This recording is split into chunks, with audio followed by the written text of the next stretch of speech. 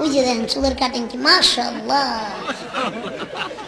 সারা রাত ফেসবুক মেসেঞ্জারে চ্যাট করে, একজনের 3টা-4টা গার্লফ্রেন্ড, এক একটা মেয়ের 4টা-5টা করে বয়ফ্রেন্ড।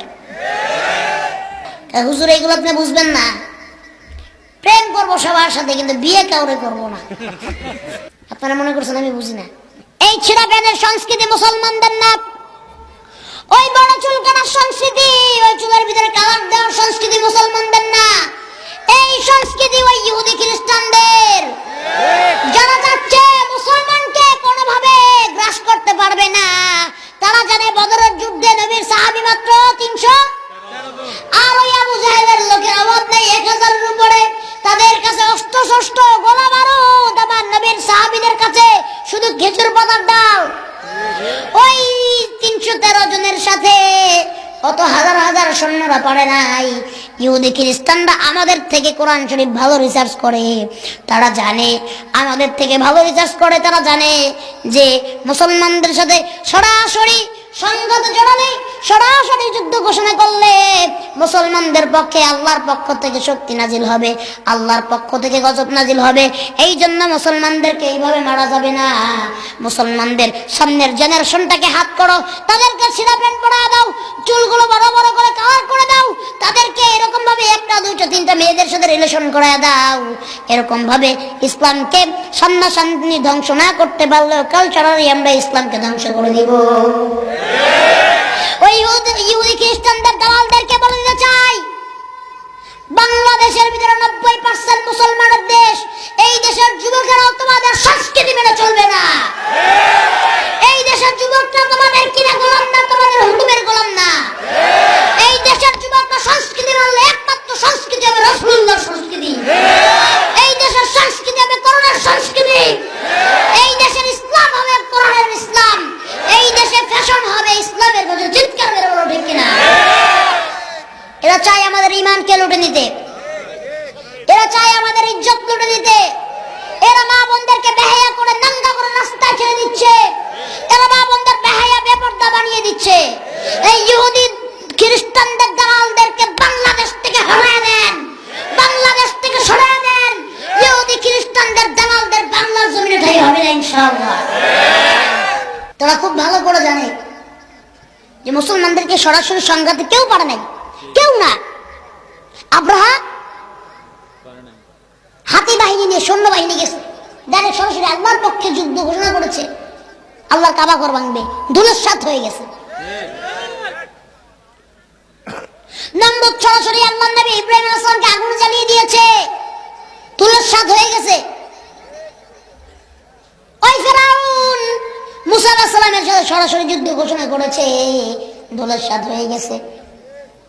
শুধু আজকেও না, আরো সামনেও যদি 1000 বছর এরকম নমরুদ ফেরাউন আসে, আল্লাহ তাআলা তাদেরকে জমিনের সাথে ধুলিস্যাৎ করে দিতে একবারও চিন্তা করবেন না। এই জন্য আমার যুবক ভাইয়েরা, আপনাদের হাতে ধরি, পায়ে ধরি, ওই ইহুদি খ্রিস্টানদের দালালদের, পশ্চিমাদের দালালদের এজেন্ডা বাস্তবায়ন করতে দিবেন না।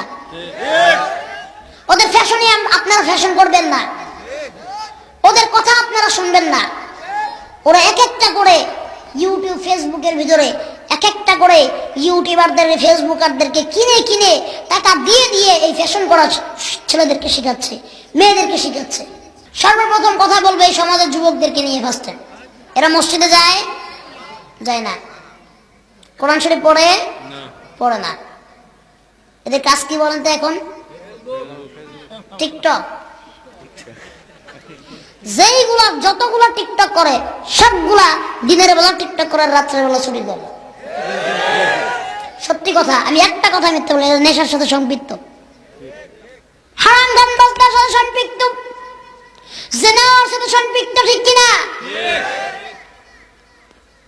যুবকদের কথা বলি, মুরব্বীদেরকে প্রশ্ন করি, আপনারা যখন জোয়ান ছিলেন ভাই, এরকম যুবক আপনারা ছিলেন না?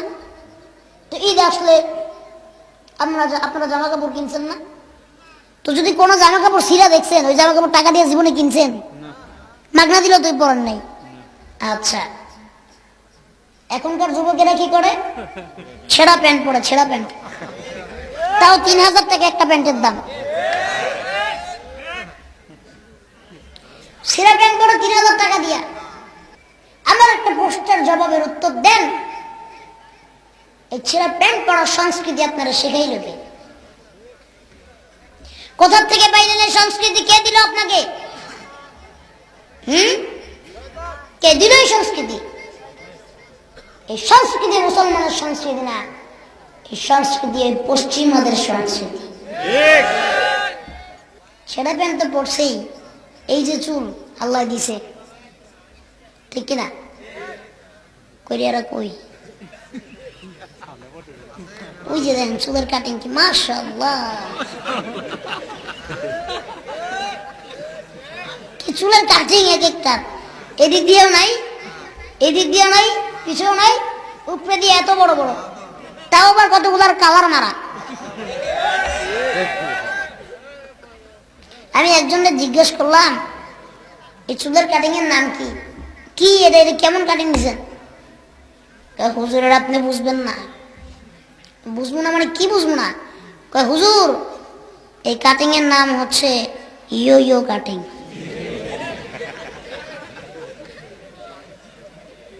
জিজ্ঞেস করলাম ছিঁড়া প্যান্ট পরছেন কোন থেকে? প্যান্ট ছিঁড়া কে? মারামারি লাগছেন? মারামারি লাগিয়ে ছিঁড়ে ফেলছেন? না হুজুর। অ্যাক্সিডেন্ট করছেন? অ্যাক্সিডেন্ট করে ছিঁড়ে গেছে? না হুজুর আপনি বুঝবেন না, এটা স্টাইল। স্টাইলের নাম কি? হুজুরের নাম হচ্ছে গ্যাংগাম স্টাইল। ছিঁড়া প্যান্ট আর বড় বড় চুল, লম্বা লম্বা চুল, আর চুলের ভিতরে কালার করা, এমন কালার মারছে ওই চুল দেখলে আপনি বলবেন যেটা চুল না ঝাড়ু।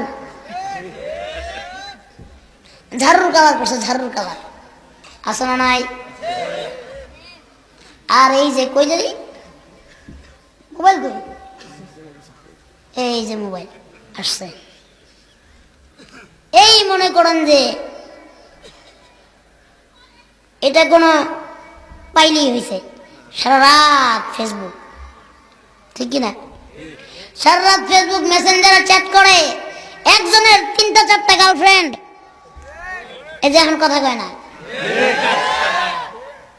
এক একটার 3টা 4টা করে গার্লফ্রেন্ড, আর এক একটা মেয়ের 4টা 5টা করে বয়ফ্রেন্ড। একজনে মিলে 4-5 জনের সাথে প্রেম করে, আসে না নাই? আবার একটা মেয়ে 4টা 5টা ছেলের সাথে প্রেম করে না, আসে না নাই? হুজুর এগুলো আপনি বুঝবেন না। প্রেম করবো সবার সাথে, কিন্তু বিয়ে কাউরে করবো না। এটার নাম কি বলো হুজুর? এটার নাম হচ্ছে লিভিং রিলেশনশিপ। নাম কি? Living relationship. আপনারা মনে করছেন আমি বুঝি না? হ্যাঁ, ফেক আইডি খুলে, ফেক আইডি। এই নাম কি? দাঁড়ায় বলেন। আব্দুল্লাহ হাসিব, ধরনের নাম হাসিব। এই ফেক আইডি খুলবে, মনে করেন একটা মেয়ের ছবি দিয়ে নাম দিবে হাসিনা। নাম দিছি কি? হাসিনা, কিন্তু কিন্তু মেয়ে না, এই ছেলে, ঠিক কিনা?